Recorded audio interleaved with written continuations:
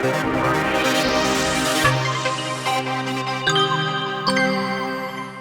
afternoon. This is Ben Zonk, the California Fisa Partnership. We have about half of our attendees that we're expecting to show up today. And so before we get started with the actual webinar, we're going to just talk a little bit about a campaign that we've seen that's really cool. And I'm going to hand off to Keith to talk a little more about it. Thanks, Ben. A couple of months ago, we launched a campaign called Accelerate Hydrogen. It was an effort to continue the education of the general public about fuel cell electric vehicles, about hydrogen fueling, and kind of all things fuel cell electric vehicles. And as part of this campaign, we recruited 3 ambassadors, and we're going to tell you a little bit about them a little bit more later. They all come from the arts community. Oh yeah, Ben, if you could scroll down to show the ambassadors. So we have Sasha Escandon, Letty Garcia, and Ryan O'Flanagan. And they're all based in the LA area. And we have given them to drive over the last 3 months, and they've been exchanging them every month. The first generation Toyota Mirai, the Honda Clarity, and the Hyundai Nexo. And it's been, for those who've been following it, it's been a really kind of fun experience. Some of you may have seen the various posts by all of them. Certainly, I would recommend Ryan's recent post, his rap about the Honda Clarity, or as he describes her, his cranberry angel. And it's really funny, very creative. It's been really amazing to work with them. They didn't have prior experience with zero-emission vehicles, and they've been absolutely blown away by the experience. And as they talk with friends and take them on drives, and the campaign is going to be in phases, and we're getting ready to end our first phase, and these ambassadors will likely turn into some kind of supporters and working with us further on this. And Dave, Ben, what am I missing? What else should we be sharing about this this campaign? I think that the thing to say, or what I'd like to add, is it is an awareness campaign. We are through this campaign, we are bringing the message to the general public that the vehicles and this new energy economy has started, and it's accelerating quite rapidly, and we will talk about that on today's presentation.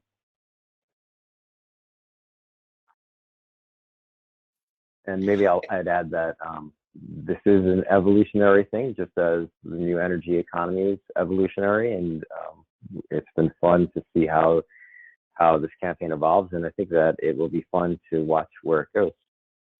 And one of the things, Dave and Ben, that we really tried to do as we developed this campaign, a lot of times you'll see these kinds of campaigns, they'll reach out to kind of environmental ambassadors. And we really wanted to focus on the fact that these cars are damn fun to drive.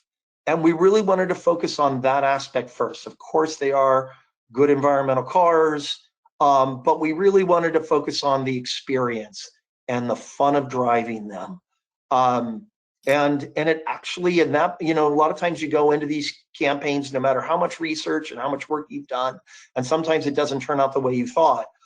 For us, that part really kind of stuck. It really became clear that they were not only blown away by the vehicles, but they love driving them.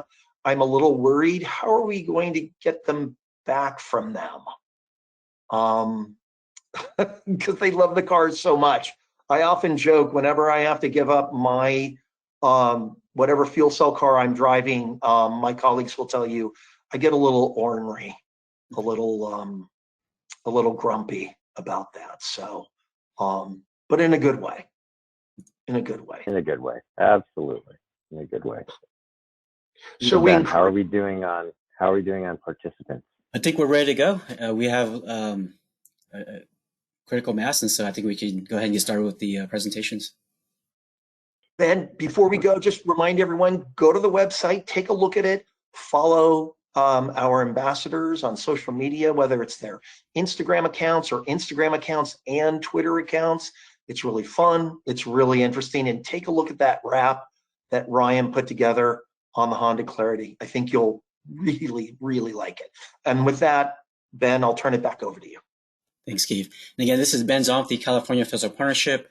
I'm the online communications manager with the Fuel Cell Partnership. Also with me are my colleagues, Keith Malone, who handles public affairs, and Dave Park, who handles infrastructure development with the California Fuel Cell Partnership. Again, thank you for joining our webinar today, where we will be giving a general overview of the California Retail Hydrogen Filling Station Network. If you have technical questions or if you're part of media, please contact us directly and we'll provide more information for you. Today's webinar is going to be recorded. The recording and the presentation slides will be posted next week. During the webinar, everyone is muted. However, we will have a Q&A session at the end, and so please do use the GoToWebinar tool to ask questions throughout the presentation. At the California Fuel Cell Partnership, we are a collaboration of industry and government organizations. We work on bringing organizations together to expand the market for hydrogen fuel cell electric vehicle to help create a cleaner future. At the partnership, we have over 50 members, and so if your organization is interested in joining, please contact us to discuss how we can work together to move hydrogen and fuel cell electric vehicle technology forward. We have a few new members, and I'm going to hand it off to Keith to talk about those new members. Keith? And oftentimes we don't always shout every time our members come in, but I think it's always important and increasingly important to point out those who are new, because with them it suggests some interesting things that are going on in the world. Obviously, at the top we have Daimler Trucks North America. When we first started out as the partnership, we were mostly light duty focused. Increasingly, we're focusing on light duty and transit buses. And within the last several years, we've expanded. And if you've seen our recently updated logo, we include cars, buses, and trucks. And the addition of Daimler Trucks North America follows our welcoming Nikola Motor, Cummins, and many others who are very interested in the heavy duty category. Obviously, you can see in the center, Ford recently rejoined the partnership. They were one of our original members. They left for a while, but we're absolutely thrilled to have them back. And this is one of the things I like to point out to folks when I go out and speak about fuel cell electric vehicles and whatnot, that nearly every automaker or automaker group in the world has this technology. They've not walked away from it. And remember that I also said not just automaker, but automaker group, because in some cases you have folks like Volkswagen who've said we're going to go battery electric, but then you look at Audi within the VW group, and they've made several moves over the last several years that give a good indication that they are still very interested in this technology. So I always like to just point out, remember, everybody's doing it differently. Everybody's coming to market with a different strategy, and they may not be revealed to us at this time. Lastly, I also want to point out, we have the city of Lancaster join us. We've talked about them before. They have declared themselves the first hydrogen city in the United States. They're the second city we have as a member. San Francisco also joined us in 2020 as well. Lancaster has several hydrogen-related projects going on within the city boundaries, and they are. I think you should keep an eye on them. I think we're going to see really interesting things, not just across California, but certainly from cities like Lancaster that see opportunities with the hydrogen economy. And next slide, and I'll hand it over to. Before you move on, I just also point out that good morning, everybody. That Southern California Gas has elevated their membership to executive board. They're taking a more active role in our membership. So that's really exciting to see. The utility side, and then also the industrial gas company side. The whole market's just heating up. So yeah, we're very excited. Thank you, Dave. Yeah, we should have added them as well. Just some really good indicators all across our membership. And if you look kind of globally, you'll see membership in organizations like ours, the Hydrogen Council and others. You're seeing membership expand rapidly since last year. Thanks, Keith. And so I'm going to jump in and talk a little bit about some of the resources that we have at the Fuel Cell Partnership that might be useful to you. Primarily, three things are station map, some of the resources on our website, and then also our station operational status system, or SAS. And so first off is our station map. This can be found on cfsp.org/station map. And this is a really nice tool to look for stations that are currently open, as well as those stations that are in construction, in permitting, and that are proposed to be developed in California. We also have listed on this site the heavy-duty stations, and so those are the bus and truck stations. And so you can use this filter here to look for the stations that you're particularly interested in. You can also download the list of stations by clicking on Download Station List, and that will give you the expected open dates for those particular stations as well. Next is our resources page. This is a tool that we use, the staff here uses as well. Our members use this, and so we think you'll also find this useful. You can use these filters to quickly look for what you're looking for, and you can also type in keywords to quickly look for particular information that you're looking for related to hydrogen and fuel cell technology. Next is our by the numbers page. And so this is a page that is updated monthly. It gives you a quick snapshot of where we are with vehicle cells and station development in California and beyond. We've recently updated the page to include a breakdown of the different statuses of where the stations are in development. So whether they're in construction, permitting, being proposed, or funded but not yet in development in California. And then also at the bottom, we have here a definition of what those different statuses mean, those development statuses, as well as links to the funded stations by the state. And then at the very bottom of the page, we have the stations for Japan. These are not updated as frequently, and so please refer to the dates here for when it was last updated. Next, we have our events, and so if your organization or if you have a event that you want us to be aware of, please go ahead and submit that event, and we will consider it for adding it to this page here. We also have past events that we participated in that can be viewed here as well. And then next, the Fuel Cell Partnership staff, we have a page where we curate a number of hydrogen and fuel cell related news.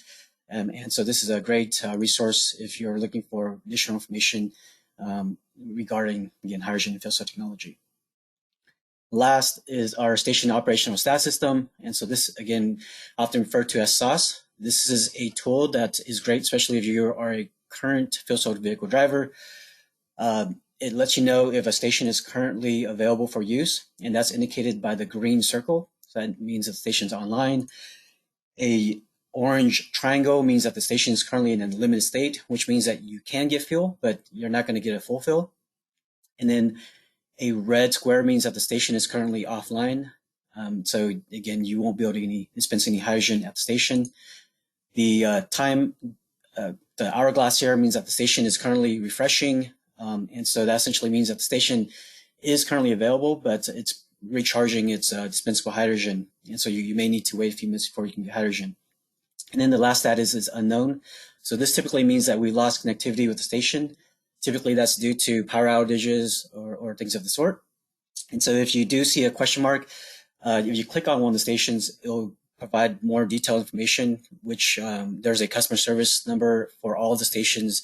You can call that number to get the status if the station status is unknown.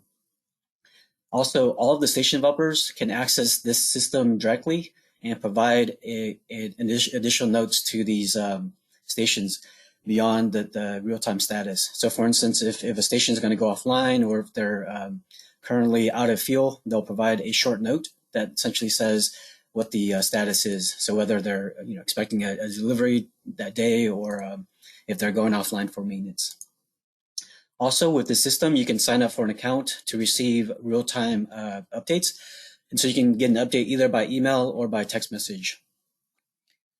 Usually at the top here, we'll provide a short note to indicate where we are with lately we've been seeing a disruption in supply and distribution for hydrogen. And again, if we have something updated, we'll provide it here. We really don't have anything too new since our last update in March, and so the note's been removed. But if we get any additional information, that's where that information will be provided. This information that's being provided on SOS is also being distributed to the different vehicle dashboards as well as their applications. So the Toyota Intune app, Honda Link app, the My Hyundai app, as well as the Hydrogen Station Finder, HyGo, as well as TrueZero's application.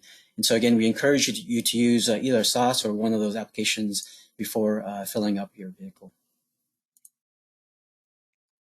And so with that, I'm going to pass it back to Dave to talk about the Hydrogen Station Network. Great, thank you, Ben. So we are seeing the hydrogen station network expand. What you'll see is since last year, a number of things have happened. Two main things, which is the California Energy Commission released grant funds for 114 new stations, and we're seeing 30 stations funded in the first batch. So in the bar chart, you'll see the orange portion of the bars really do a step jump in at the end of 2020 into 2021, where we see a large amount of development now underway.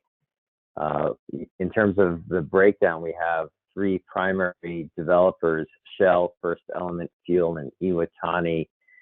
They've all been funded by the state of California, but then also Iwatani has announced an agreement with Toyota to build 6 additional stations using private funds. We see this as a really positive sign that private investment is entering the developmental marketplace and offers that pathway to off-ramp from government subsidies to a self-sustaining economic engine. So next slide, please, Ben. So in terms of the actual station network, we have most recently 2 new stations opened. Those are Mission Hills and Sunnyvale. And then on the commissioning schedule, we see an additional 6 stations that are on deck and ready to be commissioned. And those are Campbell, Studio City, Sherman Oaks, Placencia, Concord, and Aliso Viejo. That's a rough order of commissioning. That schedule shifts based on a number of variables, but we're very excited to see that there are these stations on deck. We're seeing the network evolve, and so we have stations that were opened at one time and then are currently unavailable. It's very important for the fuel cell vehicle driver network to understand, but Ontario, Riverside, Newport Beach, Berkeley, and then San Francisco Harrison Street stations, those are currently unavailable. And then, as mentioned previously, we have I guess 7 stations being built with private funds. 6 have shifted away from public funding and into that private funding schedule, which actually is a great sign because it frees up public money to develop more stations. Next slide, please. Getting to the by the numbers page that Ben mentioned, just to show that we have a number of developments that are occurring in the network. We see a spike in fuel cell electric vehicles between last quarter of last year and into first quarter of this year. there's been a large bump in the number of fuel cell vehicles leased and sold in the U.S., and the majority of those are in California. We also see, as Ben mentioned, because of also the bump in station development, we've added to this by the numbers page better granularity as to where stations are in the pipeline, in the developmental pipeline. And so you'll see, we've added the breakdown of retail hydrogen stations in construction, stations in permitting, and then stations that are proposed. And then we have the stations that are funded but not in development. So that's 72 stations that are just waiting to be developed. The total plan proposed in development stations is 135, which is a big bump from our current network of 45 stations available. Next slide, please. So we do want to talk about the hydrogen supply and distribution, the current status of the network. First and foremost, we want to point out that what Ben presented, SOS, which is just on your computer or on your smartphone in any browser, you can just dial m.cafcp.org, and that will take you directly to our SOS page, and I encourage you to do it now while you're listening. But that is your friend. That, for the people that drive fuel cell vehicles, you should look at that site before you visit any fueling station, just to see if there's fuel available. We fully want to share, and I know that many of the vehicle drivers are aware that hydrogen supply is and has been challenging. We are seeing wholesale hydrogen supply constraints. If you remember, we pointed out that there's been a large bump in fuel cell electric vehicles in California, whereas currently hydrogen supply is hydrogen supply has not changed, and so therefore there are longer lags between deliveries to stations, and that on top of the mechanical issues that crop up between the stations and then the vehicles that deliver hydrogen. We're asking the fuel cell vehicle public just to be mindful that they need to check their stations before they depart for fueling events, so that they can be assured that there will be fuel when they arrive. In terms of the activity on the developmental side, this is a growing pain in the marketplace. It's unfortunate, but necessary. We see a lot of activity on the wholesale side, where we see new hydrogen liquefier plants coming online. The first new plant is expected as early as this summer, and then we expect a second liquefier plant to come online sometime later in 2021. We see new hydrogen production plants coming online in early 2022. And we see activity on the industrial gas company side, where they're exploring more long-term production opportunities. And then on the retail side, as mentioned, we are seeing more stations being developed. These are both publicly and privately funded. These new stations are higher capacity, multiple fueling position stations. And we're also seeing faster station development time. And one of the indicators, as a kind of a lubricant being added to the developmental timeline, is the GoBiz Hydrogen Station Permitting Guidebook, to provide station developers, those resources to speed the development of stations. In terms of going directly to the OEM side, we'd like to point out that there is a post that has been started by Toyota staff. It's at that link, that Reddit link at the bottom of the page, and you can actually ask the Toyota staff in real time questions regarding, the station, just any question regarding hydrogen and hydrogen fuel cell vehicles. With that, I will turn it over to Keith. Thank you. So I just want to kind of pass over this quickly. We've used it in most of our webinars just to give you a sense of where kind of the milestones are for stations. As you saw from the earlier slide, we're well past 100, on our way closely to 200, and you do have a lot of work going on in the background to really set the stage for getting well beyond 200 stations. Hopefully we'll have more to talk about that in the next 6 months. I'm really excited to share that with you. Can we go to the next slide, please?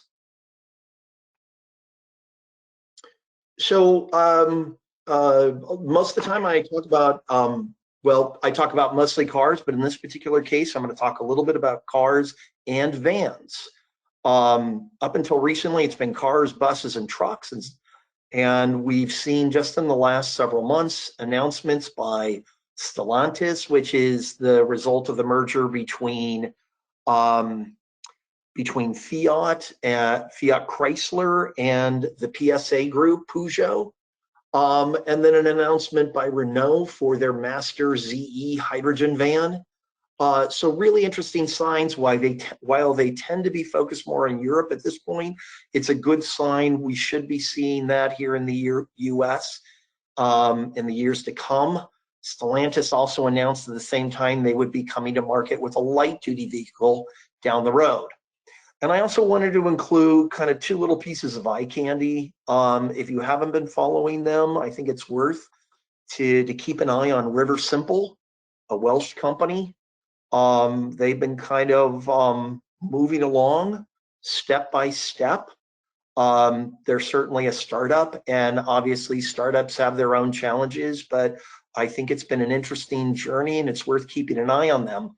And then to the very right, I always like adding in every once in a while a piece of eye candy, and Segway announced that they would be building a hydrogen motorcycle. I'm not a motorcycle guy, but I got to tell you, looking at that beautiful little baby, it makes me want to, get on a 2-wheeler. Next slide, please. So I want to talk a little bit about what's been going on in the U.S. and what's been going on around the globe. Here in the U.S., some of you may remember there was an announcement probably about, I think, 2 some odd months ago. The Andretti Group, the company owned by Mario Andretti Jr., Racing Car Royalty, talking about bringing hydrogen to their stations in California and beyond.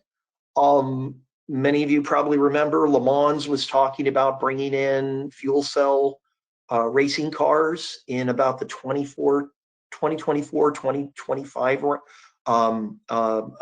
time frame, and we're beginning to see things like Red Bull and Oreca talk about building their cars. And then on the right-hand side, just to kind of give you a sense of what's percolating beyond California, certainly a lot is happening here. You're beginning to see a lot of chatter, more activity coming out of Texas.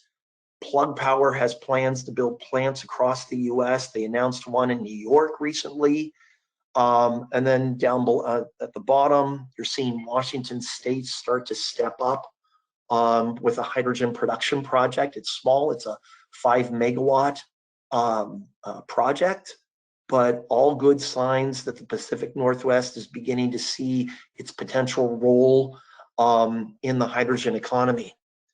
And one more slide, let's go to the next slide.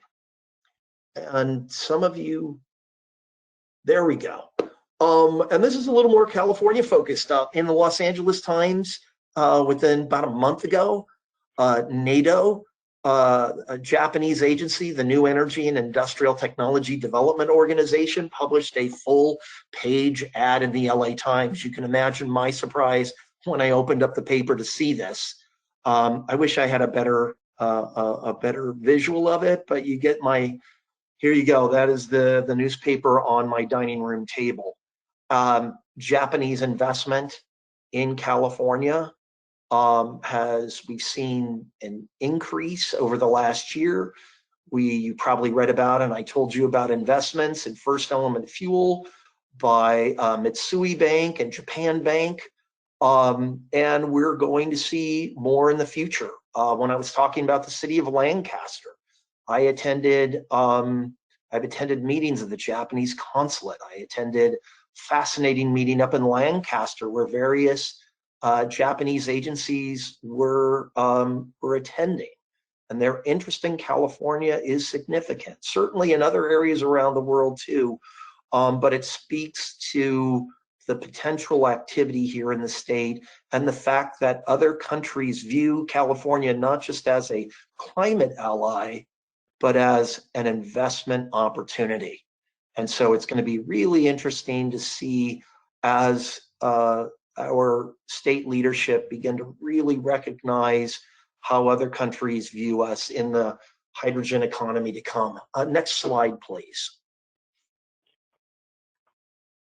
And so just to give you a sense of what's been going on around the world, certainly China, they've been ramping up. The online chatter on China and their investment in fuel cell electric vehicles is significant. You can see down below that story out of, I believe it's out of Reuters. Bloomberg has also been following them pretty aggressively as well. For the 2022 Winter Olympics in Beijing, you're going to see some showcasing of fuel cell technology and hydrogen, just like we're going to see at the Tokyo Olympics coming up. In Europe, the European hydrogen infrastructure, the European Hydrogen Backbone Initiative just announced yesterday about it kind of extending the infrastructure, expanding it, taking the natural gas pipeline system and really making it a conveyance system for hydrogen. And then also the Hydrogen Council came out with a recent report, another update. To date, we have 30 countries with hydrogen strategy documents. That really speaks to what's been going on since 2017 when Japan launched it. They were pretty much the first one with a strategy. And so, and even since the last webinar we had, Hydrogen Council's grown by at least 20 members. Like I said, all these interesting small signs and big signs that this is happening. That when we talk about the Accelerate Hydrogen campaign earlier in the webinar, it really is about this sort of global acceleration. Next slide, please. And I'm going to turn it back over to Dave. Yeah, thank you, Keith. So, moving out of the light duty space and into the medium duty and heavy duty space, absolutely, we're seeing heavy duty close the economic transportation cycle, where we see a real symbiotic relationship between light and heavy duty vehicles. So we have, on the heavy duty side, there are fewer vehicles, but they consume significantly higher quantities of hydrogen on a per vehicle basis. And so we see heavy duty helping to get to economies of scale on the hydrogen side faster, and ultimately will result in a lower cost of hydrogen for all vehicles. We see on the indicators on the fuel cell electric truck side, ARB, the California Air Resources Board, has their Advanced Clean Fleet Rule, which will ratchet down the requirements on the heavy duty trucking side to move away from fossil fuels and into electric drive vehicles.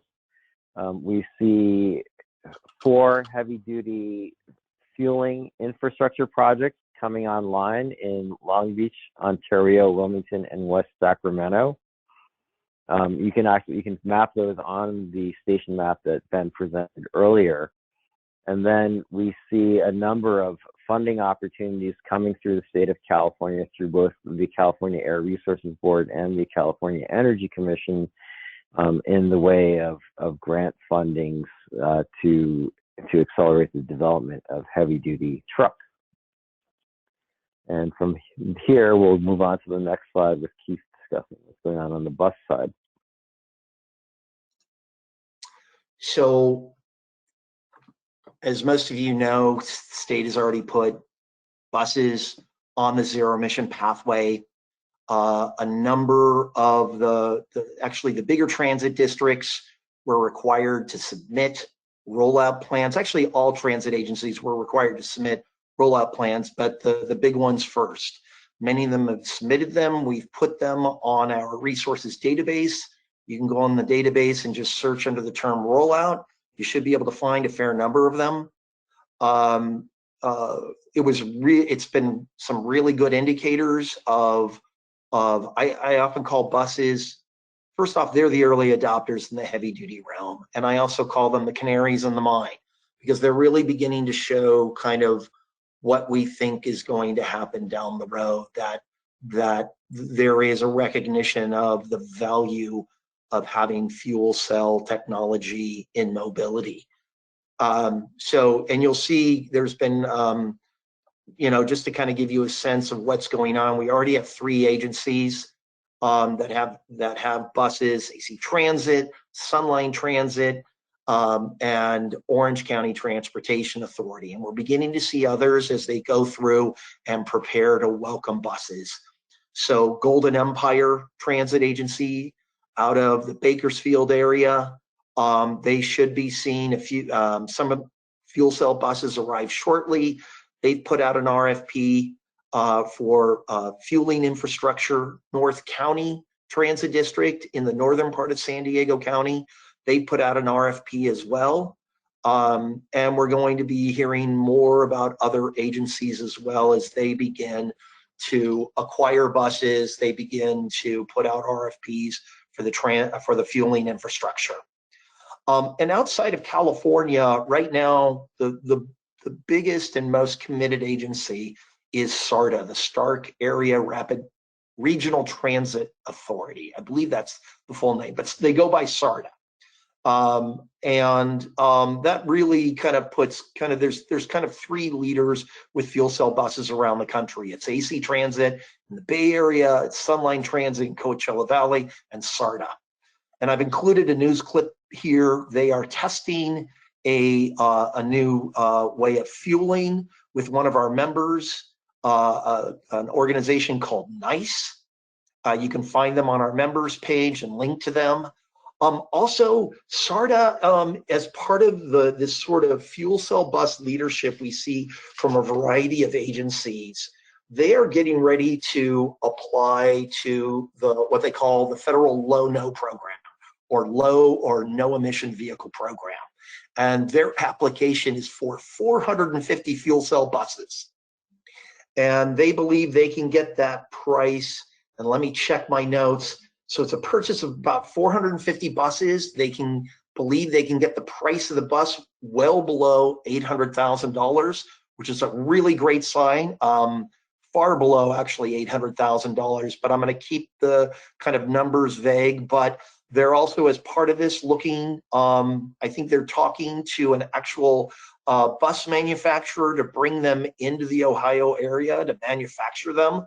All these kinds of, and the reason I bring it up, because it's not quite gossip, it's certainly factual about what they're trying to do, but these kind of quiet indicators that we're getting ready to go to scale.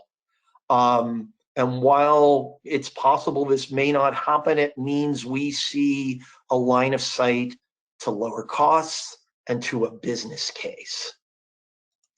And let's go to the next slide. And kind of as part of this, as we start to kind of wrap up the mobility side of this all, I'm trying to remember what slides we have following this, but some of you may have already heard that Energy Observer, which is kind of a world's first. They basically, they are using solar panels, as you can see, wind turbines, to make hydrogen on board and use that hydrogen with fuel cells, Toyota fuel cells to be exact, to power it. They will be coming to Long Beach and San Francisco over the next few weeks. We'll see them next week in Long Beach. We're going to have an online briefing on May 5th with the leadership of the Energy Observer and others, and we're going to talk about what they've been doing, what they've been learning, hopefully get some really interesting insights.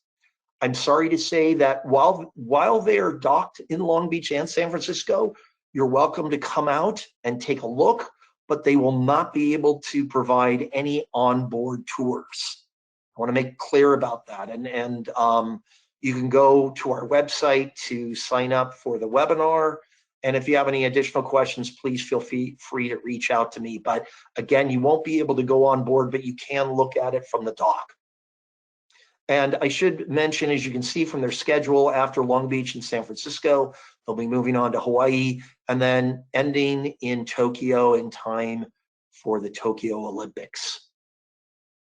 But it's really, I will add that this is probably one of the most fascinating applications or integrations of solar, wind, fuel cells, and hydrogen. It's a really, there's, I think, a lot to be learned from this. So please join us for that May 5th event.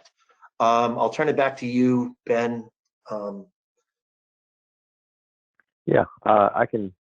address this next topic, and that is with Nozzle Freeze, and we're closing out the presentation, but we just want to remind everyone that Nozzle Freeze is an issue, especially during the more humid months here in California.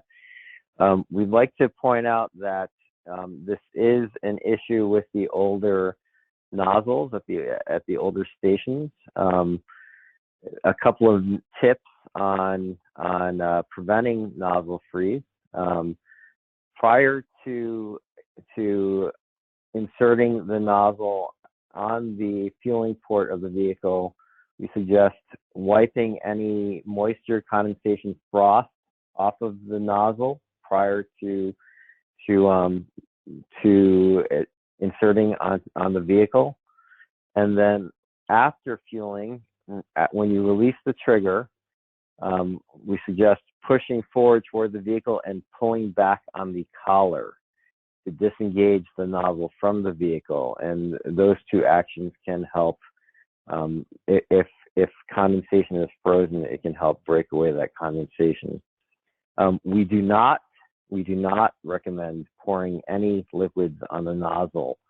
That could damage the nozzle, and that could cause further complications in what is right now a challenging fueling period with a station coming off the network. As you all know, we need every station working at its highest performance possible, so administering liquid to a nozzle could really affect the station's performance. And just so you know, the newer stations are equipped with, for example, the Walther nozzle. You may have experienced it, which has a spring-loaded collar that when you pull the trigger, it automatically disengages and greatly reduces the impact of nozzle freeze. Thank you.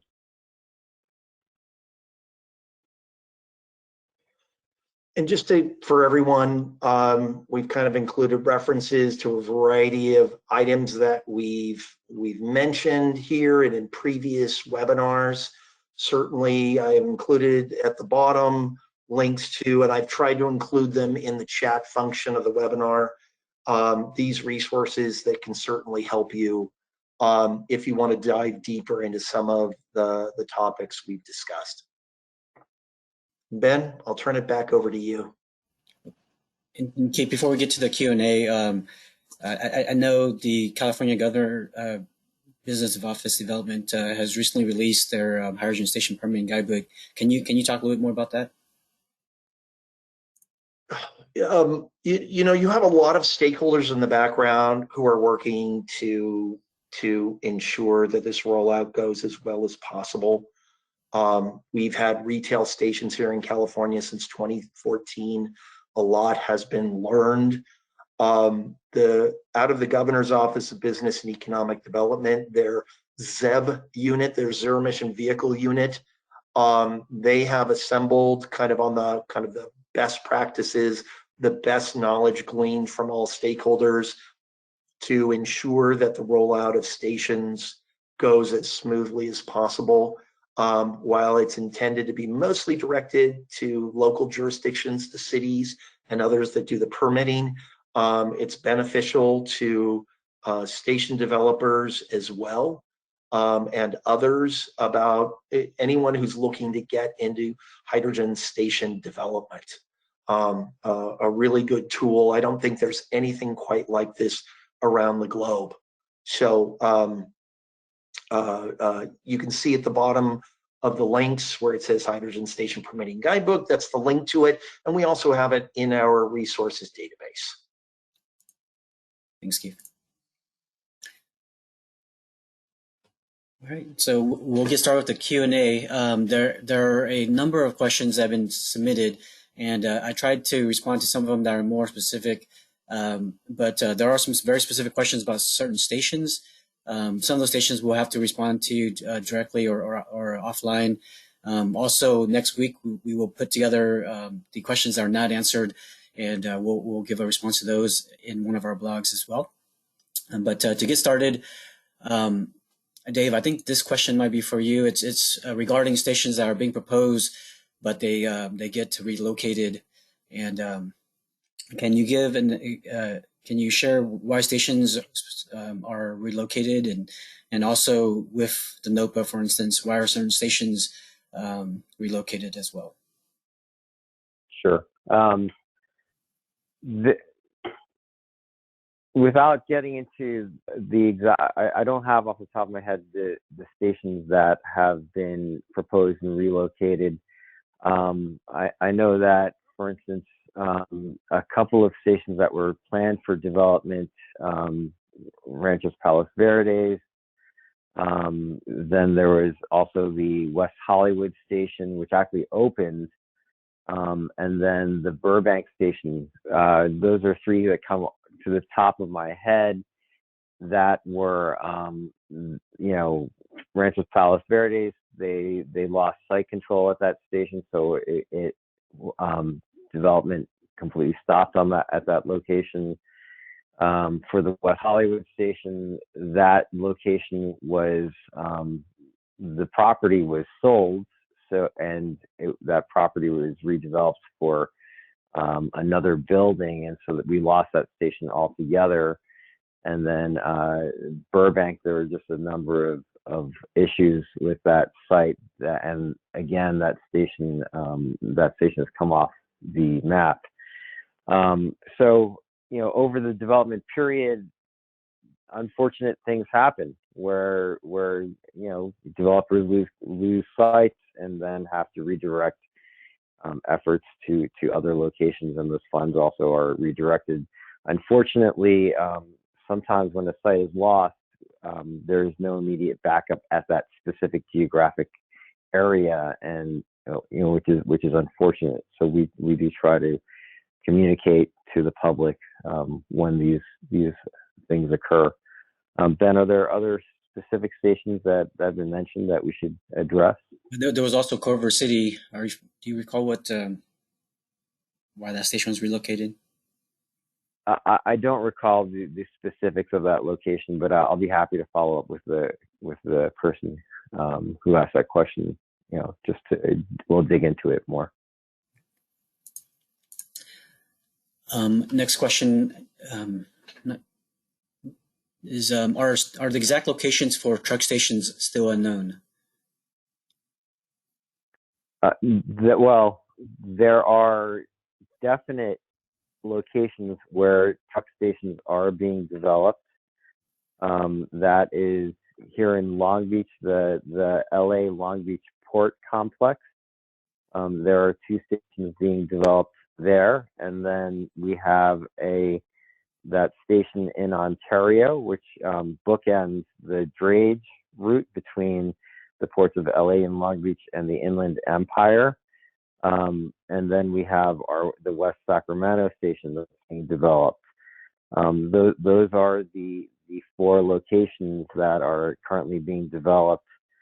In terms of where the additional heavy-duty development will be next, that is unknown. Thanks, Dave. There's a question about hydrogen production. Where is the hydrogen coming from? Hydrogen is coming from a number of sources. There is the majority of hydrogen that is available now is manufactured using steam methane reforming. And then that gets to the question of where does the methane come from? And the methane comes from both renewable and fossil resources. The network is at, above the mandatory 33% renewable content threshold that was set by the state of California. We're more in line with the 100 and with the 40% renewable content system wide. But then we have our members, shooting for 100% renewable content in the medium and long term.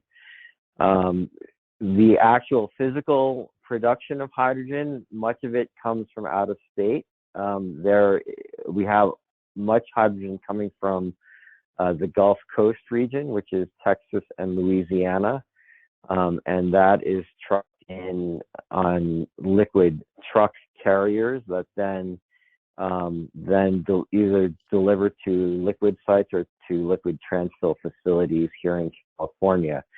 What I mentioned earlier about the liquid plants coming online, we see 2 liquid filling sites coming online in Texas. We hope for those to open this year. As mentioned, one is expected in the summer of 2021, and then we expect another one towards the end of 2021. I believe those are both Linde and Air Products liquid filling sites. And then we have in terms of production, we have next door in Nevada an Air Liquide production facility that is we hope to see coming online in 2022. Thanks, Dave. Before I get to the next question, I just want to remind folks again that if you have questions, please use the questions feature with GoToWebinar. And we're not going to be able to get to all the questions today. I do see, again, quite a few questions coming in, and so we'll respond to the ones that we're not able to in a blog later on. There's a question about funding of hydrogen stations. Does the California Energy Commission fund 100% of the filling station, or is there a cost share? The Energy Commission in this latest round, the details are escaping me. Keith, you might jump in here, but there is a cost share, component to that where private funds have to be provided. So if you look at kind of the first up until this recent grant funding opportunity, or GFO as we like to call them, the cost share kind of looked like this. It was about 70-30, 70 Energy Commission, 30 private developers. And for this last GFO, granted the dynamics were different because they were only focused on CapEx, it flipped. 30% CEC, 70% private industry. So lots of really good indicators that private industry is stepping up, expanding their investments in the infrastructure. We also know, a lot of, I also want to add this as well. A lot of times we hear people going, well, why aren't the automakers helping fund infrastructure? And I'm like, they are that free fuel component that drivers get. That really helps support this fueling infrastructure. That's what I can tell you at the moment, and I will also add, and Dave poked me in the neck if I didn't get this right, but the low carbon fuel standard, not just for the carbon content in the fuel, but also for the new infrastructure credit, that's playing a significant role in really bringing in private investment as well at increasing percentages. Thanks, Keith and Dave. There's a question about the by the numbers page, and if there's a breakout of used vehicles in those numbers. And so the numbers that we have provided on our by the numbers page for fuel cell vehicles in the U.S. This is, and also there was a question about whether this is for California only, if we have that breakdown. Unfortunately, this is for all vehicles in the U.S. and it's for vehicles sold and leased. We don't have, or we don't include in this used vehicles, and so these are new sold and leased vehicles. There's also a question about what's the difference between retail truck hydrogen stations and light duty vehicle stations. Keith, Dave? Yeah. So the truck stations deal with, and well, let me back up and say that the codes and standards around light duty hydrogen fueling is very mature and established, and now we are in that scale up period of building more stations.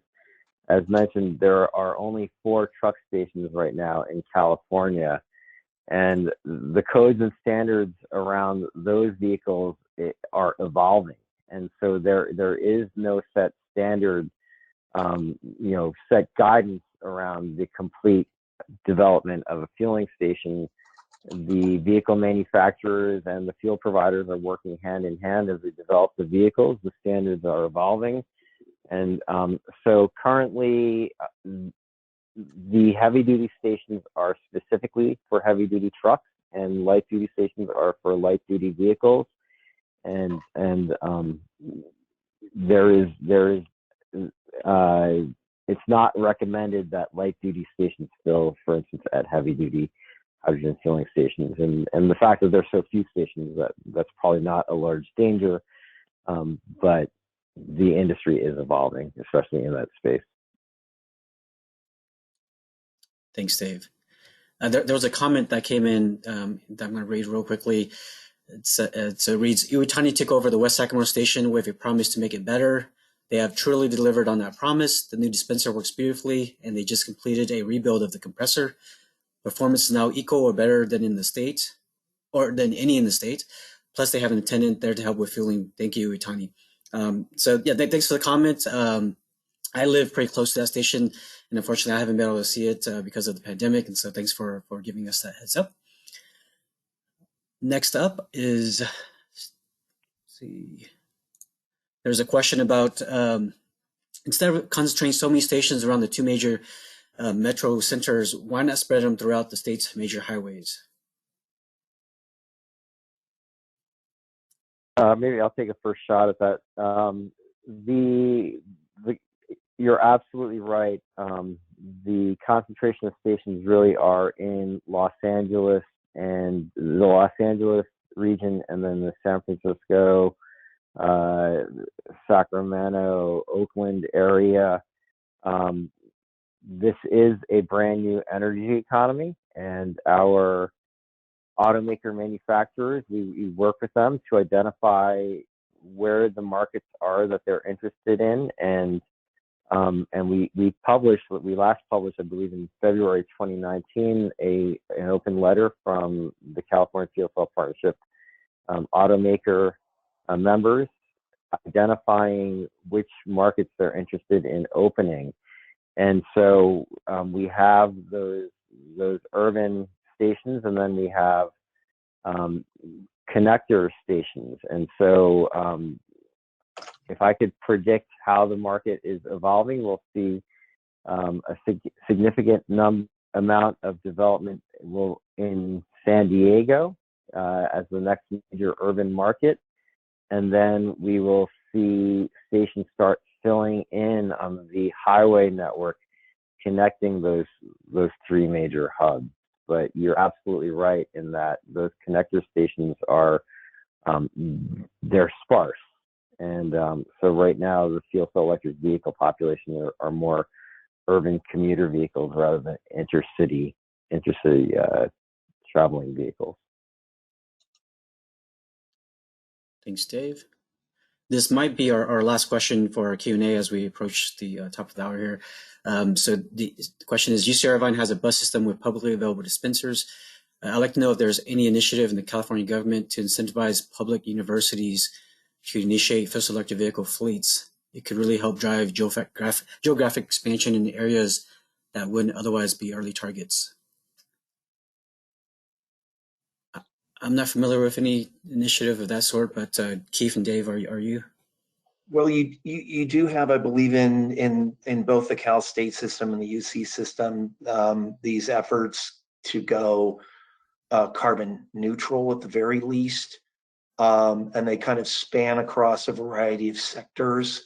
I don't remember anything specifically, but certainly zero emission vehicles are part of that.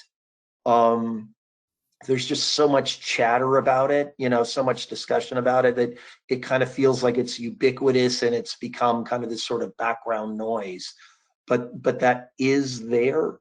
I just think for getting fuel cell fleets onto those campuses, it may be a while. I think we're going to see other early adopters first. If you're looking like at the fuel cell bus at UC Irvine, for buses elsewhere, I personally think, fuel cell van and bus fleets would work best for a lot of universities, given the number of students they have and the number of vehicles they'll need. But I think you're going to see the transit agencies go first.